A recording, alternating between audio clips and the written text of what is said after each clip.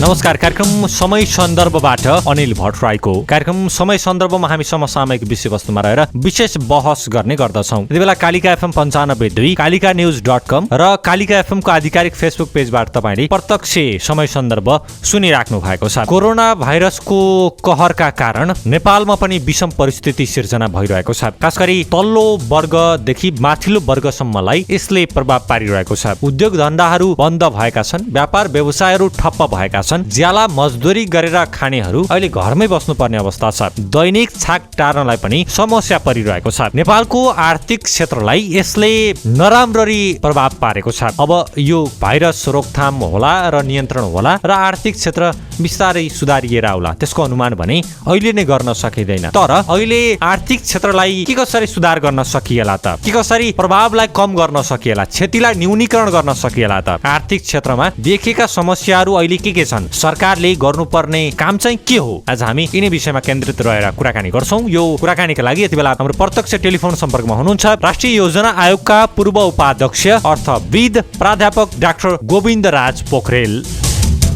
Doctor साहब, स्वागत छ कालिका एफएममा। हजुर, कालिका एफएम र यसका श्रोताहरूलाई मेरो नमस्कार। अब अहिले कोरोनाको कहरमा हामी छौँ, नेपालमा यसको प्रभाव बढ्दै पनि छ, आर्थिक क्षेत्रमा प्रभाव बढिराखेको छ। अहिलेको यो अवस्थालाई चाहिँ यहाँले के कसरी हेर्नु भएको छ आर्थिक रूपमा? अब अहिले विशेष गरी अब यसले नछोएको क्षेत्र छैन, जस्तै पर्यटन क्षेत्र होस् अथवा तपाईँको भन्सार उठ्ने वित्तीय क्षेत्र होस् अथवा ब्याङ्कहरूलाई तिर्नुपर्ने ऋण होस्, उद्योगीहरूको उत्पादन भएको छैन, अनि अब रेमिटेन्स लगायत आम्दानी नभएर खपत घट्दै गइराखेको छ। त्यस कारणले अब निर्माण कामहरू भएका छैनन्, थुप्रै मान्छेहरू बेरोजगार भएका छन् र बेरोजगारहरूले खपत नगरेपछि उत्पादन पनि बिक्री नहुने भयो। त्यसकारणले यसले सबै क्षेत्रमा, चाहे कृषि भन्नुहोस्, चाहे पर्यटन भन्नुहोस्, निर्माण भन्नुहोस्, सेवा क्षेत्र भन्नुहोस्, सबैतिर यसले असर पारेको छ। र यसले गर्दाखेरि नेपालमा मानिसहरूमा चाहिँ गरिबीको संख्या अथवा मानिसहरू पहिलेभन्दा गरिब हुने सम्भावना धेरै बढेर गएको छ। अब यो अवस्था लम्बिँदै गयो भने झन् विकराल अवस्था आउँछ, खान लाउनलाई नै गाह्रो पर्ने अवस्था आउने हो कि भन्ने चिन्ता देखिन थालेको छ। अब यसलाई कम गर्नका लागि के गर्न पर्छ सरकारले? अब सरकारले मेन अब यो कोरोनाको अहिले जुन असर भइरहेको छ, यसमा सरकारले 3-4वटा काम चाहिँ अहिले तुरुन्तै गर्नुपर्ने छ। एउटा त पहिलो काम भनेको सरकारको यो सङ्क्रमण रोक्ने र सङ्क्रमण भएकाहरूको उपचार गर्ने, र यो सङ्क्रमण रोक्नको लागि अब चाहे बाटामा अल्पत्र परेका मान्छे हुन्, चाहे डक्टरलाई चाहिने पिपी किटहरू हुन्, यिनीहरूको व्यवस्थापन गर्ने काम चाहिँ पहिलो प्राथमिकता सरकारको यो हो।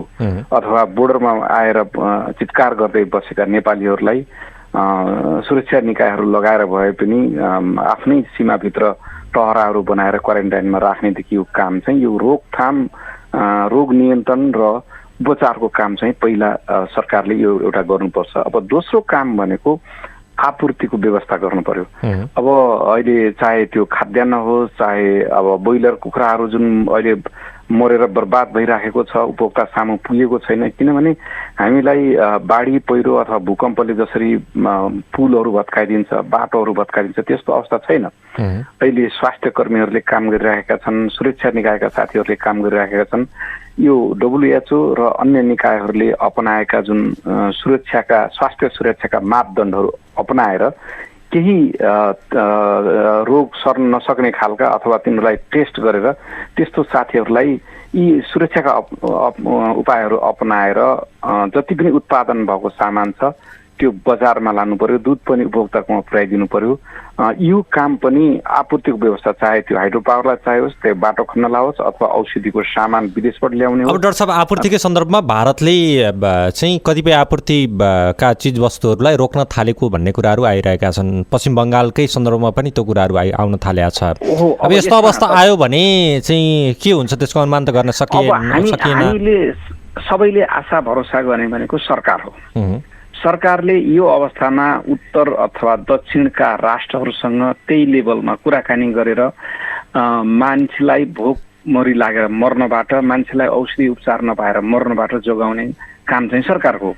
त्यसकारणले यस्तो कुरामा निजी क्षेत्रसित, जस्तै तपाईँ बोर्डरसम्म ल्याउने अथवा बोर्डर पारी गरेर ल्याउने सामग्रीहरू ल्याउने, कच्चा पदार्थहरू ल्याउने काममा निजी क्षेत्रका त्यत्रा चाहिँ यातायात व्यवसायी छन्, त्यस्ता ट्रक व्यवसाय, तिनीहरूलाई पनि परिचालन गरेर सरकारले आफ्ना संयन्त्रहरू, खाद्य संस्थान, नेसनल ट्रेनिङ, दुग्ध विकास संस्थान थुप्रै छन्, स्थानीय सरकार, प्रदेश सरकार सबैलाई परिचालन गरेर यो आपूर्तिको व्यवस्था सरकारले बलियो बनाउनु पर्यो, ताकि कुखुरा पालक किसानको पनि कुखुरा चाहिँ बजारमा जाओस्, दाना बनाउनेको पनि कुखुरा दाना आओस्, दुध पनि बजारमा जाओस्। यो किसिमको एउटा यसलाई चाहिँ एउटा कुनै अब चाहिँ आपूर्ति मन्त्री हुन्छ, कृषि मन्त्री हुन्छ, उद्योग कसको समन्वयमा गरेर यसको निरन्तरता चाहिँ दिनुपर्ने हुन्छ र त्यसमा संलग्न हुने साथीहरूलाई स्वास्थ्य सुरक्षाका उपायहरू, मास्क लगाउने, हात धुने अथवा त्यस्तो नजिक धेरै जनाहरू नहुने किसिमले त्यो आपूर्तिको व्यवस्था। अब आयातलाई सहज बनाउने कि अब उत्पादनलाई पनि चाहिँ अलि जोड दिने हो भन्ने कुरा पनि छ। आयात भनेको यसो अहिले तपाईलाई अहिले तुरुन्तै आवश्यक पर्ने चिजहरू,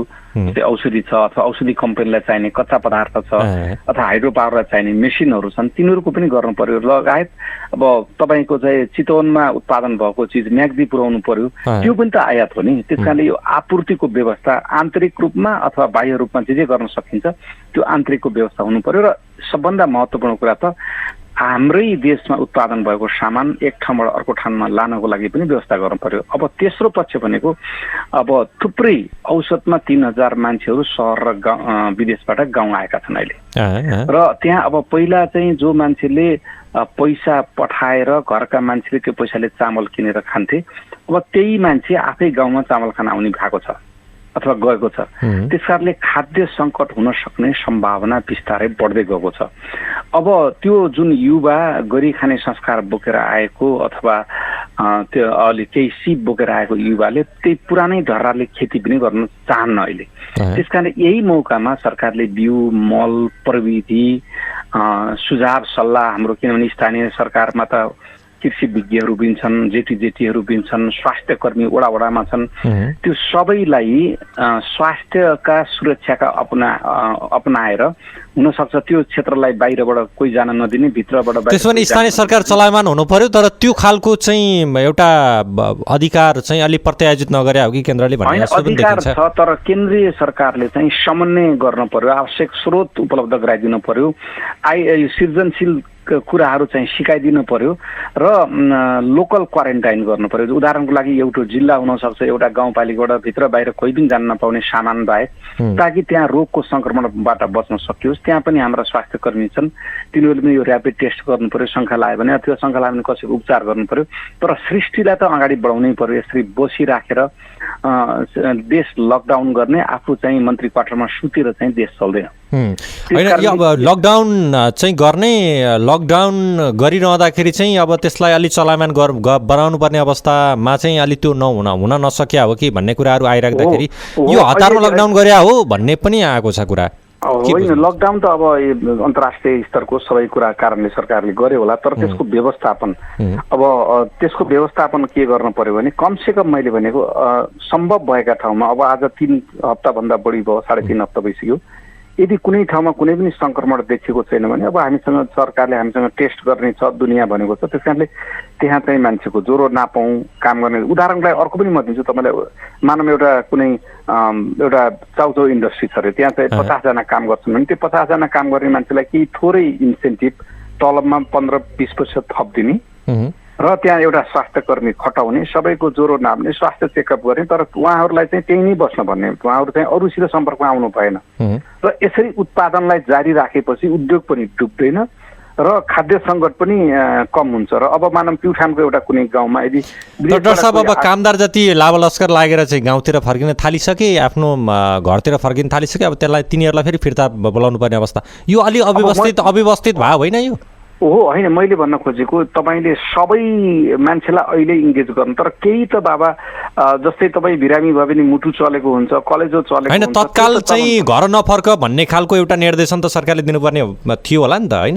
त्यही त सरकारले व्यवस्थापन, तपाईँ उद्योगमा हुनुहुन्छ भने हामी तपाईँलाई सुरक्षा दिन्छौँ, स्वास्थ्यको सुरक्षा दिन्छौँ, तपाईँ नजानुहोस् भन्न सक्नुपर्छ त्यो उद्योगमा काम गर्नेहरूलाई। र हामीसँग फेरि यस्तो राम्रो छ, संहिताले यस्तो राम्रो गरिदिएको छ, हाम्रो वडामा पनि स्वास्थ्य कर्मीहरू हुनुहुन्छ, उहाँहरूलाई आवश्यक सामग्री, उहाँहरू आफू सुरक्षित हुने सामग्री, ज्वरो नाप्ने सामग्री अथवा ऱ्यापिड यो टेस्ट भन्ने कुरा लिएर आएको छ, त्यो सामग्री यो सबै दिएर चाहिँ त्यो क्षेत्रमा काम गर्ने मान्छेहरूलाई रेगुलर मोनिटरिङ गरेर काम गराउन सकिन्थ्यो। अब यहाँ त कस्तो भइदियो भने तपाईँले लकडाउन गर्ने आफू मन्त्री क्वार्टरमा बसेर चाहिँ यसरी चाहिँ काम चाहिँ हुँदैन।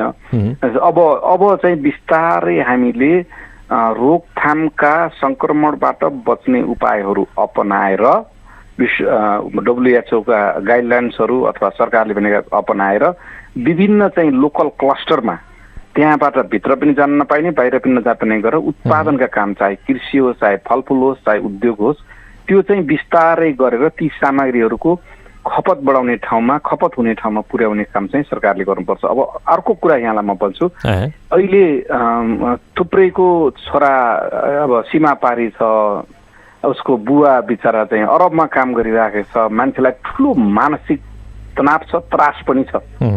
अब यो अहिले हामीले विश्वको चाहिँ शक्तिशाली राष्ट्र शिक्षित भएका ठाउँ अमेरिका युरोपतिर पनि हेरेका छौँ, प्रधानमन्त्री नभए अब उप प्रधानमन्त्रीहरू दिनौँ टेलिभिजनमा आएर जनताहरूलाई ढाडस दिने हामी यो काम गर्दैछौँ, यसो गर उसो गर भन्ने जुन एउटा मनोवैज्ञानिक एउटा सुझाव हुन्छ मान्छेलाई, सकारात्मक सोच हुन्छ, सकारात्मक त्यो सोच चाहिँ सरकार दिएन। सरकार त लकडाउन गरेर गुप्तवास बस्यो। त्यसकारण यसमा पनि हैन, स्वास्थ्य मन्त्रालयले त दैनिक अपडेट दिइरहेछ नि के भइरहेछ एकजना डाक्टर साहबले उहाँले त प्रवक्ताज्यूले भनिराख्नु भएको छ फेरि अपडेट दिनुहुन्छ, तर उहाँले उद्योगको कुरा, उहाँले कृषकको कुरा, उहाँले विदेशमा बसेको नागरिकको कुरा त गर्नुहुन्न नि त। उहाँले राम्रो काम गर्नु भएको छ, तर यदि यो केन्द्रीय सरकारले नगरे भने कमसेकम प्रदेश सरकारले मुख्यमन्त्रीहरू बाहिर आएर जनताको जनप्रतिनिधि जसलाई जनताले निर्वाचित गराएका छन् उनीहरूले चाहिँ आश्वस्त पार्ने खालका भनाइहरू शब्दहरू राखिदिनु पर्यो जनता सामु। वास्तविक कुराहरू, रियल कुराहरू, गर्न सक्ने कुराहरू जनतालाई मनोवैज्ञानिक रूपले चाहिँ जनतालाई चाहिँ ढाडस चाहिँ दिनुपर्छ। त्यो चाहिँ एउटा सरकारको कम भयो छ। र अर्को कुरो चाहिँ किनभने धेरै मान्छे त्रसित छन्, परिवार बिछडिएको छ, यस्तो अवस्थामा हामीले चाहिँ साउदी अरबमा कुरा गरेका छौँ, त्यहाँ पनि हाम्रो राम्रो हुन्छ। यस्तो कुराहरू चाहिँ जनताहरूलाई भनिदिनु पर्यो। अब चौथो कुरा चाहिँ अब मैले भने यो अब चाहिँ एक्जिट स्ट्राटेजी, अब यो बन्द गरेर लकडाउन गरेर सृष्टि त चल्दैन बाबा। भोलि त भात पनि खानुपर्छ, दाल पनि खानुपर्छ, औषधि पनि चाहिन्छ, जुत्ता पनि चाहिन्छ। त्यो उत्पादनको कामलाई चाहिँ मैले अघि भने जस्तै बिस्तारै सम्भव भएका ठाउँमा स्वास्थ्य सुरक्षाका उपायहरू अपनाएर साना साना उद्योगहरू, अब रिमोट एरियामा खेतीहरू, चैते धान रोप्ने बेला भएको छ, तरकारीहरू रोप्ने बेला भएको छ, र ती उत्पादनलाई बजारमा पुर्याउने काम चाहिँ गर्नु पर्यो भनेपछि अर्को सरकारले गर्नुपर्ने अब रिकभरी प्लान। अब त 1 महिना जति लकडाउन हुन थालिसक्यो, यसले कुन कुन क्षेत्रमा कसरी असर गर्यो। भिजिट 2020 भनेर सरकारले घोषणा गर्यो, मान्छेहरूले पैसा लिएर होटेलमा लगानी गरेका छन्, त्यो लगानी अब पर्यटक नआएछ त्यो लगानीको ब्याज तिर्नु पर्यो, लगानी फिर्ता गर्नु पर्यो। मान्छेले गाडीहरू किनेका छन्, थुप्रै अब हवाईजहाजहरूले प्लान गरेका थिए होलान्, थुप्रै मान्छेहरूले हाइड्रो पावरमा लोन लिएका थिए होलान्, कृषिमा लोन लिएका थिए होलान्, उद्योगमा लोन लिएका थिए होलान्। अब योबाट हाम्रो राजस्व कम हुन्छ, किनभने हाम्रो खपत पनि बाहिरबाट आउने कम हुने भयो, राजस्व उठ्ने पनि कम भएपछि अब सरकारले कुन स्रोतले भोलि यसलाई यो अर्थतन्त्रलाई तग्रिने काम कसरी गर्ने हो त? त्यो तग्राउने काम गर्नलाई सरकारले कसरी गर्ने होला? हजुर, अब स्रोतको परिचालन गर्नु। अब कहाँ कहाँ हाम्रा पालहरू छन्, फजुल खर्च छन्, जथाभावी चाहिँ हामीले खर्च गरेका छौँ, त्यो खर्चलाई रोक्नु पर्यो। जस्तै अहिले सरकार अब कर्मचारी कटौती गर्ने कुरा पनि आएका थिए हैन? कर्मचारी कटौती भन्दा पनि फजुल खर्च घटाउँ। अहिले सांसदहरूलाई दिएको अनावश्यक घटाउँ। हुन सक्छ भने अब यो केन्द्रीय लेभलमा यत्रा सङ्घ संस्था प्रतिष्ठान यति धेरै सांसदहरूको पनि सांसद कोष खारेज गर्नेदेखि लिएर पूर्व पदाधिकारीलाई दिने सेवा सुविधा समेत कटौती गर्ने कुरा पनि आएको थियो। त्यही भन्नु त्यो पनि गर्नु पर्यो। तर मैले भनेको यो नेताको संख्या पनि घटाउनु पर्यो। हाम्रो वडामै त्यतिका नेतृत्व गर्ने हुन्छ, स्थानीय सरकारै त्यति बोली भइसक्यो भने यो केन्द्रमा यत्रो 275 प्लस 59 जना मान्छेको, त्यसपछि दुनियाँ आयोगहरू, दुनियाँ सल्लाहकारहरू, यसको जरुरै छैन यति सानो देशमा। त्यसकारणले प्रदेश सरकार, स्थानीय सरकारलाई बलियो बनाउने, केन्द्रमा सानो चुस्त सरकार बनाउने, यो नेताहरूको संख्या घटाएर, नेताहरूलाई दिने सुविधा घटाएर हामीले उद्यमीहरू, उद्योगीहरू नेपालमा धेरै प्रवर्धन गर्नुपर्छ। अब अहिलेको त्यो मौकामा अहिले गर्ने मौका पनि छ। त्यसकारणले स्रोतको परिचालन गर्ने, आन्तरिक रूपमा स्रोतको परिचालन कसरी गर्ने हो अहिले तुरुन्तै अथवा लामो समयमा, र यदि विदेशबाट ऋण लिनुपर्छ भने अहिले नै हामीले अब त्यस्ता यो चाहिँ जुन विश्व ब्याङ्क छ अथवा एडिबी छ, यिनीहरूसित पनि अहिले नै रिक्वेस्ट गर्नु पर्यो। अब अर्को कुरा चाहिँ एउटा कार्यदल बनाएर कार्यदलले चाहिँ अब त्यो स्वास्थ्य क्षेत्रको, अर्थ क्षेत्रको, पूर्वाधार क्षेत्रको विज्ञहरू बनाएर अब तङ्ग्रिने रिकभरी प्लान भन्छ इङ्ग्लिसमा हामीले, अब तङ्ग्रिने उपाय के हुन्छन्, कुन कुन क्षेत्रमा हामीले राहत दिनुपर्छ, सहयोग गर्नुपर्छ हैन, त्यो चिज चाहिँ अब यही सन्दर्भमा डाक्टर साहब उद्योगी व्यवसायहरूले चाहिँ ब्याज मिना गर्नुपर्छ, हामी अब तिर्न सक्दैनौँ भन्ने कुरा पनि गरिराखेका छन्। तपाईँ ठ्याक्कै चाहिँ अब अर्थको जानकार भएको हिसाबले अहिलेको सन्दर्भमा ब्याज मिना गर्नुपर्ने अवस्था हो कि के हो, के बुझ्नु भएको छ? अब यसो हुनसक्छ, जस्तै अस्ट्रेलियाले के गरिदियो भने तपाईँले तिर्नुपर्ने इएमआई अब 6 महिना अहिले नतिर्नुहोस्, 6 महिनापछि सुरु गर्नुहोस् तिर्न भने होइन, ब्याङ्कहरूलाई ढाडस थियो। अमेरिकामा के गर्यो भने एयरलाइन्समा काम गर्ने कर्मचारीभरिको तलब अहिले सरकारले दिने भयो ताकि एयरलाइन्स चाहिँ नडुबोस् होइन।